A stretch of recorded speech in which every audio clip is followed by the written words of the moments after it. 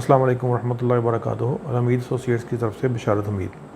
पिछली वीडियो पर जो दोस्तों ने कमेंट्स किए और जो सवालात आए कि कुकिंग रेंज अगर रखना हो तो उसका जो गैस का पॉइंट है वो कहाँ पे रखा जाए, तो इस सिलसिले में मैं अपनी आप बीती आपके साथ शेयर करता हूँ। आज से तकरीबन 3-3.5 साल कबल हम नए घर में शिफ्ट हुए और कुकिंग रेंज हमने वहाँ पे लगवाया हुआ था और उसका गैस का पॉइंट और बिजली का पॉइंट जो उसकी बैक साइड पर दिया गया था। अब ये हुआ कि जिस दिन हमने शुरू किया, पहले तो हम ऊपर वाला चूल्हा इस्तेमाल करते रहे, लेकिन को हफ्ता 10 दिन के बाद फिर ख्याल आया कि नीचे जो ओवन है उसको भी इस्तेमाल किया जाए। और उसकी जो हदायत साथ मिलती हैं उसमें ये लिखा होता है कि आप इसको 15-20 मिनट या आधा घंटा खाली चलाएं ताकि जो पेंट की जो साथ लेयर होती है, अंदर अंदरूनी कोटिंग होती है, वो जल जाए और वो स्मेल वगैरह उसकी निकल जाए। मैंने इसको ऑन कर दिया। ओवन को ऑन करने के बाद 15-20 मिनट गुजरे और जब मैंने उसको स्विच ऑफ किया तो मेरी मिसेस साथ ही खड़ी थी। तो अचानक मिसेस की नज़र पड़ी कि जो कुकिंग रेंज की बैक साइड है वहाँ पे आग के जिस तरह वो शोले नज़र आ रहे हैं कुछ। तो चंद सेकंड मैं खुद उसको समझ ना पाया कि ये क्या सीन है, जबकि मैं उसको ऑफ़ भी कर चुका था। तो ये जलने की वजह क्या है? अचानक मेरे दिल में ये क्लिक हुआ कि जो पीछे रबड़ का पाइप है जो कि हमारे उस पॉइंट से जो कुकिंग रेंज का इनलेट पॉइंट है उस तक गैस पहुँचाने के लिए तकरीबन कोई 1.5 मीटर का रबड़ पाइप इस्तेमाल किया गया था। अब वो क्योंकि पीछे स्पेस जितनी थी तो वो पाइप लंबा था उसके हिसाब से, और लंबा पाइप होने की वजह से वो बॉडी के साथ टच कर रहा था। जब उसने बॉडी के साथ टच किया, जो अंदर जो ओवन जल रहा था उसकी वजह से बॉडी जो है हीट अप हो चुकी थी और वो पाइप पिघल गया। अब पिघलने से वहाँ से गैस लीकेज शुरू हो गई और साथ ही अंदर उसकी आग जल रही थी, तो उसने आग पकड़ ली।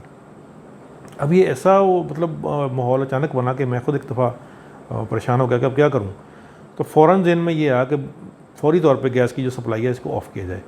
मैंने वहाँ से दौड़ लगाई और सीधा जो हमारा मेन गेट है उसकी जो बाउंड्री, फ्रंट बाउंड्री, उसके अंदरूनी साइड पे जो गैस का गेट वाल्व लगा हुआ है, जिसके बारे में मैंने पिछली वीडियो में जिक्र भी किया कि ये लाजमी लगवाएं, तो वहाँ से मैंने जाके फ़ौरी तौर पे गैस की सप्लाई बंद की और चंद सेकंड के बाद वो आग बुझ गई। अगर खुदा न खास्ता चंद सेकंड और लेट हो जाता तो जिस तरह वो प्रेशर से गैस आ रही थी तो वहाँ पे हमारा जो किचन है उसमें आग लग जाती, ऊपर जो लकड़ी के बॉक्स हैं वहाँ तक वो शोले पहुँच जाते और अल्लाह जाने के क्या क्या उसका नुकसान हो सकता था, जो जिससे अल्हम्दुलिल्लाह हम महफूज रहे।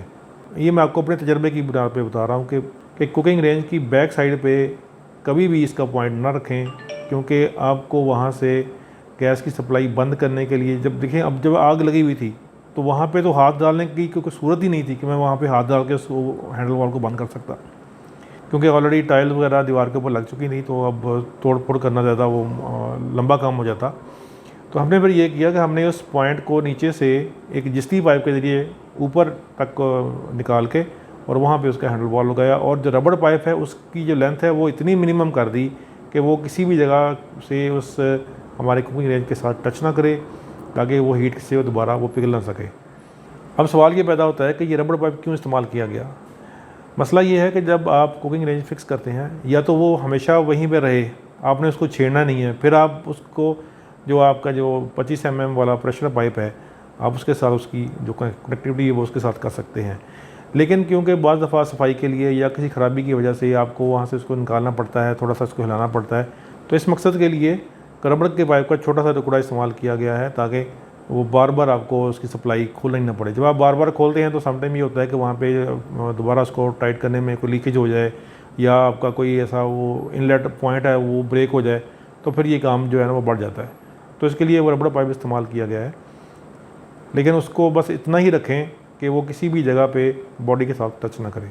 फिर उसके बाद कुछ दोस्तों की तरफ से सवाल आया कि जो कुकिंग रेंज के ऊपर आप किचन का हुड लगाते हैं, एग्जॉस्ट लगाते हैं, उसको किस तरीके से लगाया जाए। तो ये मैं तस्वीर में आपको दिखाता हूँ कि जो एग्जॉस्ट हुड है चूल्हे के ऊपर वाली साइड पे लगेगा, और उसका जो फ्लेक्सिबल पाइप होता है वो आमतौर पे जो साथ मिलता है वो 5-6 फुट से ज़्यादा लंबा नहीं होता। तो उसका आप ये कर सकते हैं कि या तो फ्लेक्सिबल पाइप मार्केट से एक्स्ट्रा ख़रीद लें और उसका फिर जॉइंट कर दें, लेकिन वो काफ़ी महंगा मिलता है।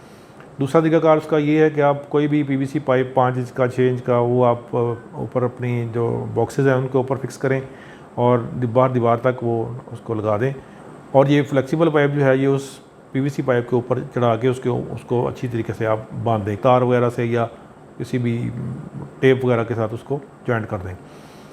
अच्छा, जो आपका PVC पाइप बाहर दीवार से बाहर सुराख से निकलेगा उसके बाद आप जाली ज़रूर लगवाएं। उसकी वजह यह है कि इसमें फिर वो चिपकलियाँ वगैरह या कोई इस तरह की कुछ चीज़ें या परिंदे, बाज़ दफ़ा ये होता है कि हमारे घर में इस पाइप के अंदर जो परिंदों ने घोंसला बना लिया था, तो वो फिर बाद में वो निकालना और वो उसको अच्छा खासा एक मसला बना हुआ था।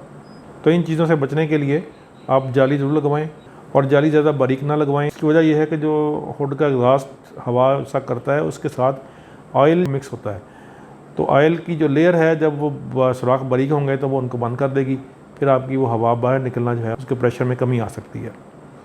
दूसरी बात यह है कि किचन में अगर आप खाली हुड लगाते हैं और समझते हैं कि आपके किचन की जो सारी स्मेल है या जो उसका मॉइस्चर है ऑयल की वजह से वो बाहर निकल जाएगा, तो ऐसा नहीं होता। किचन में आपको हुड के साथ साथ एग्जॉस्ट फैन लाजमी लगवाना पड़ेगा, तब जाके कहीं आपकी जो स्मेल है वो बाहर निकलेगी। और एग्जॉस्ट जो है वो हमारा मशवरा ये है कि आप मेटल वाला लगवाएं, जिस तरह ये तस्वीर में आपको नज़र आ रहा है, क्योंकि इसकी परफॉर्मेंस जो है वो प्लास्टिक वाले एग्जॉस्ट से बहुत बेहतर है।